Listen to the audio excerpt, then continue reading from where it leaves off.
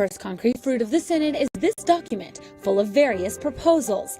The bishops have given it to Pope Francis, and the Pope usually uses it to write a magisterial text, technically called an apostolic exhortation. The document presents the conclusions of ideas shared for 3 weeks between 267 bishops and priests from all around the world. There are 167 points that have been voted on and approved by a 2/3 majority. It's not an easy task since it's nearly impossible to create a text approved by everyone. To prepare the points, bishops gathered with young people in both their countries and in Rome. At the Synod, they additionally listened to the stories and questions of around 35 young people who all had very different backgrounds.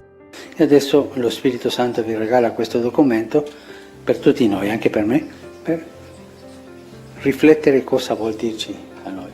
Grazie tante a tutti, grazie a tutti. A common thread throughout the document is the gospel story of the disciples on the road to Emmaus. The document proposes concrete ideas to help young people. The document recalls that any domination or discrimination based on sex offends human dignity. These are questions raised by many of the participants and also by many bishops.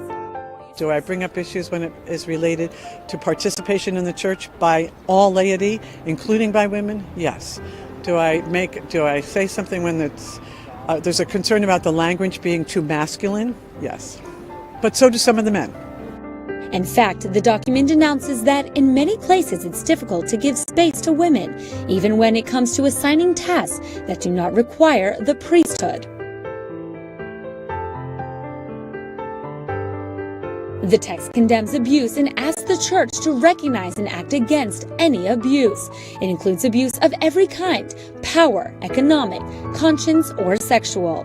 I'd say to young people, if we as a church have let you down in any way, I'm so sorry for that. Don't give up on Christ because some of us have let you down.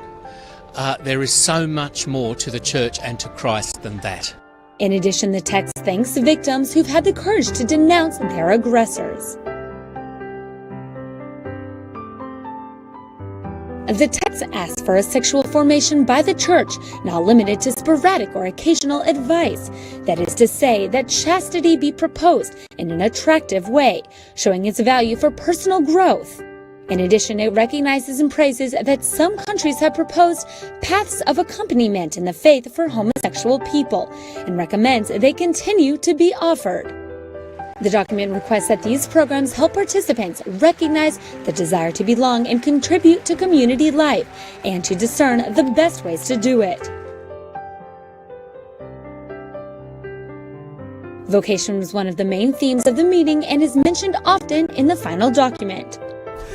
The teachings were very good, but what really affected a young person like me to make this discernment that my life will be for the service of the church was not just teaching, was not just an idea, but the beautiful experience of having met people who had devoted or even wasted their lives for Jesus.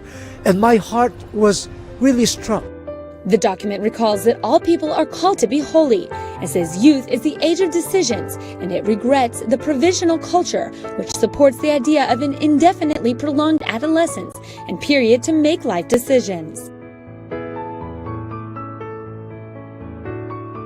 The document sounds a bit of an alarm when it comes to the internet. It says the internet has accustomed young people to use images as a communicative vehicle.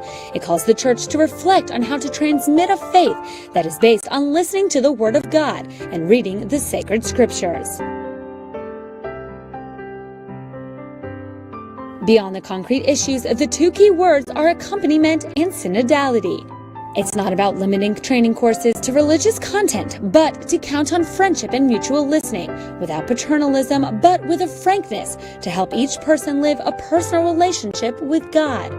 Another idea is to help Catholics participate in the sacraments, explain the Mass better, or teach confession. Synodality means to stop doing things for young people, rather to depend on them at all levels, including in decision-making.